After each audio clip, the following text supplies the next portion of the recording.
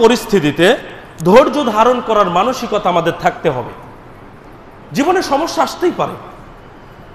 সমস্যা ছাড়া পৃথিবীতে কি কোনো মানুষ আছে? আপনাদের মনে হয় সমস্যা ছাড়া পৃথিবীতে মানুষ নেই? সমস্যা আসতেই পারে, কিন্তু কি করতে হবে? ধৈর্য ধারণ করতে হবে। এটা দেখুন, আমি একটা হাদিস বলে যাই। বুখারীতে একটা হাদিস এসেছে, রাসূলুল্লাহ সাল্লাল্লাহু আলাইহি ওয়াসাল্লাম বলছেন যে তিনি রাসূলুল্লাহ সাল্লাল্লাহু আলাইহি ওয়াসাল্লাম সাহাবায়ে কিরামদের সামনে একটা চতুর্ভুজ আঁকলেন। একটা চতুর্ভুজ, ভালো করে খেয়াল করবেন।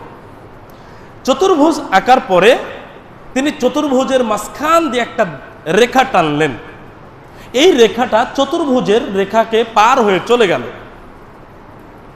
আর তিনি মাঝখানের যে রেখা, সেই রেখার সাথে সাথে ছোট ছোট করে কিছু দাগ টানলেন। দাগ টানার পরে রাসূলুল্লাহ সাল্লাল্লাহু আলাইহি ওয়াসাল্লাম ব্যাখ্যা দিলেন যে মাঝখানের যে রেখাটা টানলাম এটা হলো মানুষ, আর চতুর্দিকে চতুর্ভুজের যে চারটি রেখা, এই চারটি রেখা হলো মানুষের হায়াত। এই হায়াতটা যখন তার শেষ হয় তখন কাছের রেখাটি অর্থাৎ মরণটা তাকে এসে গ্রাস করে নেয়। আর মানুষ নামক অর্থাৎ মাঝখানের যে রেখা, এটা হলো মানুষ। ওই রেখার সাথে তিনি কিন্তু ছোট ছোট দাগ টানলেন। তিনি বললেন এই দাগগুলো হলো মানুষের বিপদ আপদ। মানুষ যখন একটা বিপদ থেকে মুক্তি লাভ করে তখন আরেকটা বিপদ এসে মানুষকে ধরে ফেলে।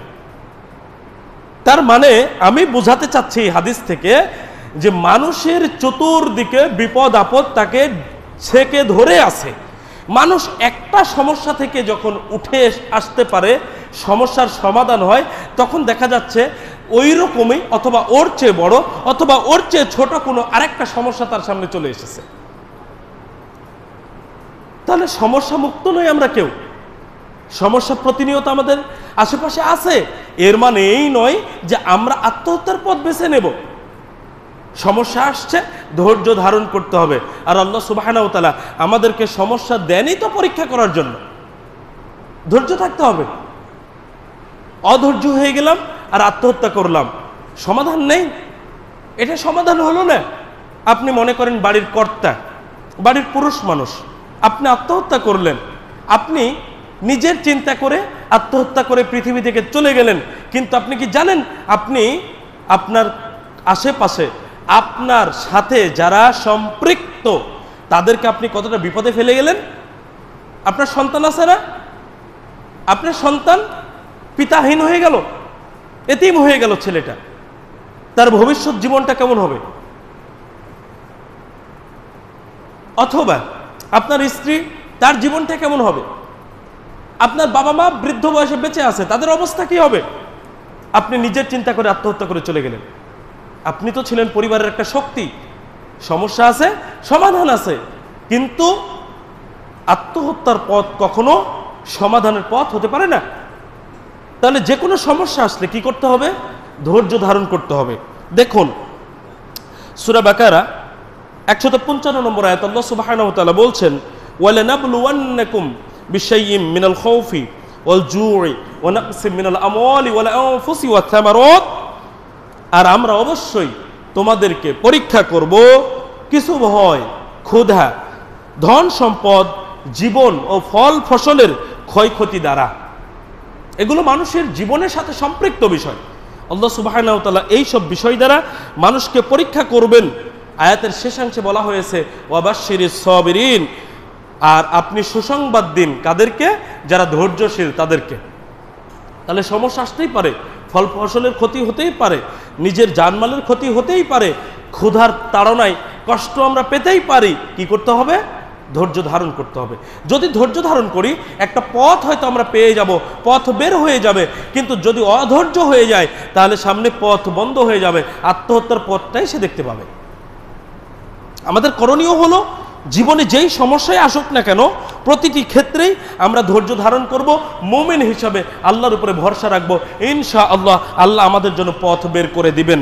এখানে আমি আরেকটি বিষয় আপনাদেরকে বলে যাব, সেটি হলো এই, যেহেতু হাদিসগুলো আমাদের জানা, হাদিসগুলোকে ওই সময়গুলোতে তো মনে রাখতে হবে। যখন সমস্যায় পড়ব তখন ওই আয়াত হাদিসগুলো মনে রাখতে হবে, তাহলেই আপনি আপনার অন্তরে সাহস খুঁজে পাবেন। রাসূলুল্লাহ সাল্লাল্লাহু আলাইহি ওয়াসাল্লাম কি বলছেন? দুনিয়াটা মুমিনদের জন্য কারাগার, আর কাফিরদের জন্য জান্নাতের মতো। কেন জান্নাতের মতো? কেন? জান্নাত এমন একটি জায়গা যেখানে যা ইচ্ছা তাই করার সুযোগ থাকে, সুযোগ থাকে। সেখানে আপনি ইচ্ছা মতো কাজ করতে পারেন।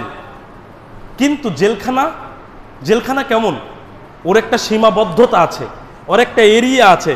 এরিয়ার বাইরে যাওয়া যেমন যায় না, ঠিক তেমনিভাবে জেলখানায় বসেও আপনি ইচ্ছা মতো যা ইচ্ছা তাই করতে পারবেন না, একটা কিছু খেতে মন চাচ্ছে পারবেন না।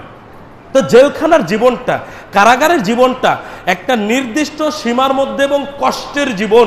এটা মুমিনদের দুনিয়াবী জীবন। কেন?